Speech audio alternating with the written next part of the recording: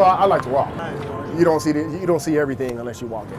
Okay, it's Friday night on Skid Row. Right. Does it matter that it's Friday night, or is every night like?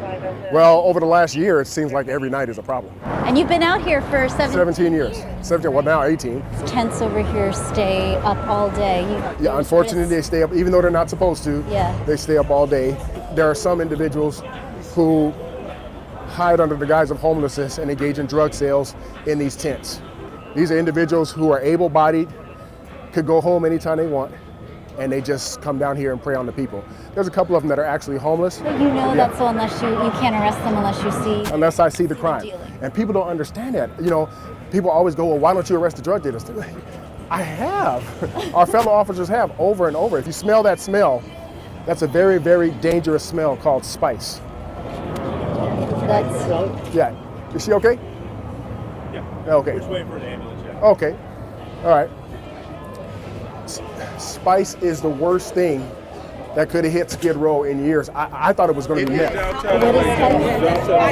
What? If you don't mind, Yes, it does. can you explain to her what spice is and what it does, if you don't mind? It's not for people with weak minds. It's not for humans, actually. Really, it's On the not. thing, it said it's not for humans, but they smoke it, and that's why people walk around here and going crazy and look like tarantulas and stuff, because it's not for you. It's synthetic. Okay. And what they do is each different brand has a different kind of chemical in it. You can smoke some spice and be in this catatonic state with one brand, and you need meth to pick you back up. Then you can smoke another brand and you could be standing in front of a city bus breakdancing, waiting for it to run you over, or fighting with 4 or 5 people at the same time. Before, when it was just mental illness, we could deal with that really, really, really easy. There are people who we were able to talk off of 2-story buildings. Hey, Joe, put your clothes on and come down. And they'd be like, is that you, Joseph? And they'd come down because it's me. It's just these drugs, you know, it just takes over their mind. It's not like homelessness nationwide. We know nationwide what the attributes to homelessness are. Let's be real. I'm gonna say disenfranchisement. I'm gonna say lack of jobs. I'm gonna say a recession, a poor education. I'm gonna even throw in a little racism, okay? I believe there are a lot of people that are behind the curve because of racism. But in this 50-block radius we call Skid Row, the majority of people that are out here in these streets are not here because of those reasons. It's because of addiction. And that's not vilifying them. As you can see, I have a great relationship with them. And they love me because I am honest. I've heard that you have 3 days. If you go into Skid Row, you have to get out within 3 days or else you're not getting out. That sounds like a good statistics, because especially if the person coming in is a drug addict, that first day, they're actually going to try to get help. They're going to see the craziness out here and go, I cannot stay in these streets. Yeah. The second day, they're going to get stressed out. The third day, they're going to say, you know what?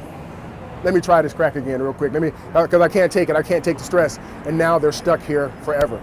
We have a serious raise in crime right now. Let's just talk about my area of Skid Row. Right now in Skid Row, year to date, last year, from last year to now, we have about a 71% increase in robberies. That's huge. We have a 73% increase in aggravated assaults. And we have a 91% increase in rapes. And the rapes are happening, a lot of them are happening right in those tents that we see. This is the outer courtyard of the Midnight Mission. The people that are in here because they don't want to be out there. But sadly, because the criminals have become more emboldened with the relaxing the laws, hey, how you doing? They come back and forth as they please. They use the restroom to try to sell drugs. Once again, that is not the mission's fault. The missions are calling us every day to try to help them, but we can arrest one person and they'll be out in 6 hours. And you know, so the message being sent is, nothing's going to happen to me if I come and victimize these people. Hey, beautiful. I couldn't find you today, but I'm gonna keep looking. We found her. I didn't find her. I'll find her. I'm gonna check Crocker again tomorrow. We Found her. Oh, good. Tell her she is not in any trouble. I just want to talk to her. All right. Hey, sir, pack this up right now. You know there's no hustle. But I will. Okay, whoever's it is, I need it packed up. So they can't sell No, stuff on the street? And the reason why is, if it was just that, I'd be, okay, I'd have some mercy. But I also know that sometimes they hide cocaine and heroin and they use that as a guise to sell drugs. Okay. Yeah. You know you guys can't hustle here. You gotta shake the spot. Okay, hold on. Excuse me, ma'am. You mind if I look at that real quick? Oh, come on, man. Oh, no, video and stuff. Now, this is actually legal. Because there's no residue in here, this is legal. but there's a freaking drug program right here.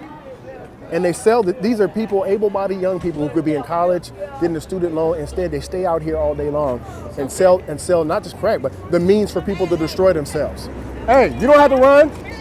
These are legal. Here. We're in a public space. Here you go. Hey, what's up, young lady? Officer Joseph. Hi, young lady. She stay at the Union. Okay. She's not familiar with Skid Row. Okay. Here are the rules, and I'm telling you this because I love you. Okay. Don't borrow money from anybody. Okay. Once you borrow money from somebody out here, you are bought and paid for. Exactly. Get everything you need. I don't want that in my face because I'm an ex-celeb. Oh yeah, don't show her face, please. You can show mine. Hey! Hey, brother. God bless you. Good to see you. The missions have everything you need as far as food and clothes. You know, but don't borrow money. If you get one of these guys trying to say they're trying to help you, be careful because a lot of times it's a trick. Crystal all the damn time. But usually they're trying to trap you so they can get you working on the stroll. You know, because human trafficking is real here. Prostitution is real here. And all they got to do is get you hooked and it's a wrap. You have no idea what's going on inside these tents. Well, I know what's happening in the tents because I would sit up on rooftops for hours and hours and observe. And so I know that guy right there sells weed. I know the guy there was a guy in a tent next to that white tent that sold crack cocaine and methamphetamines. My friend Iris, sweet lady, I won't give her a real name, but I remember she was clean and sober for about 2 years. And she came down here to celebrate her sobriety with me. And I told her, I said, baby, I'm proud of you, but you got to get the hell out of here. And she says, no, I got to go downtown and I got to tell these folks, my peeps on San Julian. She walked right here. Excuse me, brother. She walked right here and told somebody about her sobriety, and some drug dealer / addict walked up to her and blew crack cocaine in her face. And she never left Skid Row. She overdosed about 6 times after that in a tent that was right next to the orange tent. I haven't seen her. I'm worried about her. My friend Lena Diggs, a 76-year-old woman, died right there. Died unfortunately like an animal. She's a human being, but she died in garbage right here because of this environment. We couldn't see her, so we couldn't save her. I came here to save lives, not to stand by and watch people die. As you've been walking by, have you been seeing people you've arrested? Oh, absolutely. I'm sorry, man. I apologize. So sorry. Oh, how you doing, sweetheart? Didn't mean to bump into you. Yes. Have you seen people you've arrested? Most of the people that shook my hand and hugged me, I arrested. Really? See, here's the thing. You can be a police officer without being a jerk. See, the people here know that when I do my job, it's not because I hate them or I'm trying to ruin their lives. It's because I'm trying to help the community in my own way. They know it's not pretty, but they understand my heart. I could have easily been stuck with a shiv or a hypodermic needle all these years. There are people out here who hate me, but these people even have my back when that happens. You know, and that's the beautiful thing. That's the beautiful thing. I can't see myself working anywhere else. I really can't.